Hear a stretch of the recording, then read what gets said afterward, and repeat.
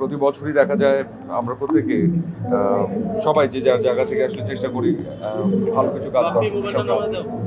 এবং আমি সবার কথাই বলবো, সবাই ভীষণ রকমের পরিশ্রম করি যাতে করে যে বিনোদন জায়গাটাতে আমরা কাজ করছি সেখানে যেন নিজেরা ভালো কিছু করি এবং যারা দর্শক আছেন তারা যেন আমাদের কাজগুলো দেখেন, অ্যাপ্রিসিয়েট করেন।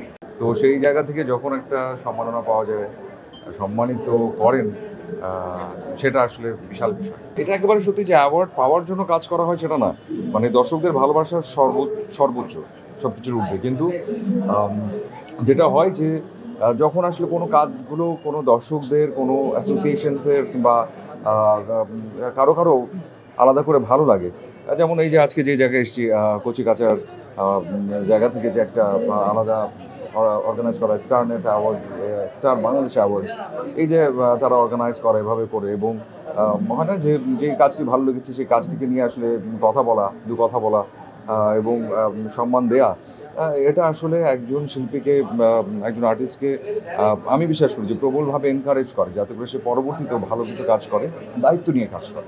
ছোটো পর্দা এখন করতে পারছি না ঠিক ওইভাবে, আমার খুব ভালো লাগার জায়গা, ভালোবাসার জায়গা, কিন্তু বড় পর্দাতে কাজ করার স্বপ্ন আমাদের সবার থাকে। এখন সুযোগ তৈরি হচ্ছে, আলহামদুলিল্লাহ এখনও কাজ করছি, সব মিলিয়ে ভালো, খুব ভালো। আর যে কটা কাজ করছি এখন